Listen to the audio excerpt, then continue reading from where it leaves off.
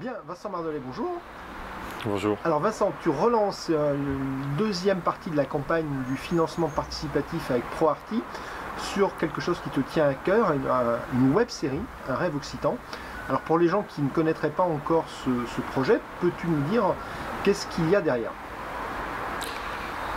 Derrière, il y a un rêve que j'ai depuis un certain temps et qui au départ était de réaliser un film sur l'histoire des Cathares. Je suis dans la région, mais je suis originaire de la région parisienne. Et à un moment, je me suis intéressé à l'histoire. J'ai voulu un peu remonter, savoir quel était le passé de cette région. Et ce qui m'a amené finalement jusqu'au Qatar. Après, c'est l'idée de retranscrire une réalité qui n'est plus là et comment elle existe dans le présent. Comment finalement une réalité qui a disparu peut être vécue maintenant. Très bien, alors le crowdfunding a intéressé déjà quelques personnes, on est à un premier palier. Depuis ça, qu'est-ce que tu as continué à travailler? Est-ce que tu peux dire aux gens qui nous écoutent un petit peu qu'est-ce que tu as fait depuis, où tu en es il y a 2 épisodes que les gens ont sans doute vus, ou qui s'ils n'ont pas vu, on les invite à les voir sur Vimeo et YouTube. Mais depuis, où en es-tu? J'ai continué à faire des enquêtes, à rencontrer des gens, à faire des interviews et à faire des recherches forcément sur les thématiques que je vais aborder. En fait, le rêve occitan, c'est pas l'Occitanie, on va dire, standard ou l'Occitanie touristique telle qu'on la présente un peu sur les dépliants. C'est l'Occitanie telle que moi je la rêve, telle qu'elle pourrait être ou telle qu'elle a peut-être été.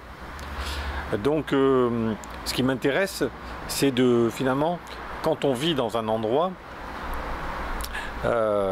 c'est d'essayer finalement d'y retrouver du sens dans l'endroit où on vit. C'est d'essayer au-delà des contingences matérielles, de ce qu'on vit actuellement avec le confinement lié à la Covid, c'est d'arriver à continuer à faire des choses qui ont du sens, à être dans le partage et à créer aussi, puisque je pense que le sens de la vie, c'est aussi la création. Alors la création, on peut l'entendre bien sûr dans plusieurs sens aussi. Et qu'est-ce que tu souhaites partager avec ce projet justement, parce que tu parles de ça? Ce que j'aimerais partager, c'est que ce que je perçois de cette région, c'est qu'elle a un fort passé. Finalement, elle porte une connaissance, on pourrait dire secrète en quelque sorte. Quelque chose qu'on a oublié et qui demande à ressurgir. Donc mon idée, c'est à travers cette forme de série autofictionnée, finalement un peu humoristique, c'est d'essayer de retranscrire quelque chose qui est presque impalpable, mais qui est toujours là, et finalement qui peut-être peut réémerger dans le présent pour chacun de nous. D'accord.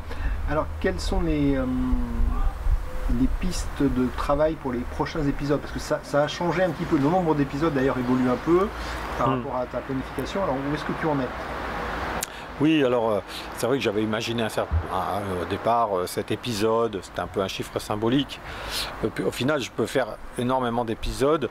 Et puis, depuis que aussi tu as décidé de t'impliquer dans le projet, parce que on a des choses à échanger aussi sur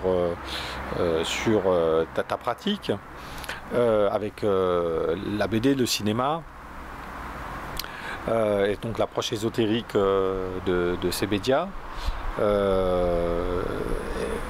Alors attends, la question c'était... C'était combien d'épisodes? Oui, combien d'épisodes? Et du coup, oui, je peux faire beaucoup plus d'épisodes. Et les 2 premiers épisodes qui se chevauchent un peu, il y a quelque chose d'expérimental. Je rappelle que cette série, elle est indépendante. Il n'y a pas de producteur, elle est autoproduite et donc la plupart des choses ont été faites à la maison, c'est du fabriqué maison et donc à la fois l'écriture est innovante parce que c'est de l'écriture montage c'est basé aussi sur l'expérimentation. Il n'y avait pas de scénario au départ, préécrit, on va dire, des idées. Et je voulais garder aussi cette spontanéité. Je voulais pas que mon documentaire soit une sorte d'objet, un documentaire qui rentre dans un marché. Je voulais que ce soit quelque chose de vécu. C'est pour ça que j'ai choisi cette forme qui a un côté expérimental et que j'ai choisi finalement le cheminement plus que la thématique, pour ainsi dire. D'accord, donc il n'y aura pas un épisode sur Rennes le Château, il n'y aura pas un épisode, ça sera plutôt des thématiques qui te parlent à travers tes questionnements. Donc on peut très vite, Oui, c'est ça, c'est qu'en fait finalement les thèmes des lieux que j'avais pensé un peu au début est moins intéressante que finalement que ce soit le cheminement qui m'amène d'un lieu à un autre et d'un sujet plus, et que c'est le contenu du sujet, les questions que sont posées. Et donc pour le 3e épisode, finalement on sort de la thématique un peu de vernienne et on va dans une autre thématique qui est le temps circulaire, d'autres questions qui sont plus liées à l'aspect féminin, marin,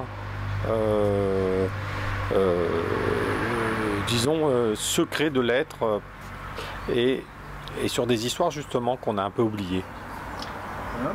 Donc du coup, une visibilité, un cheminement, à chaque fois un épisode en entraîne un autre.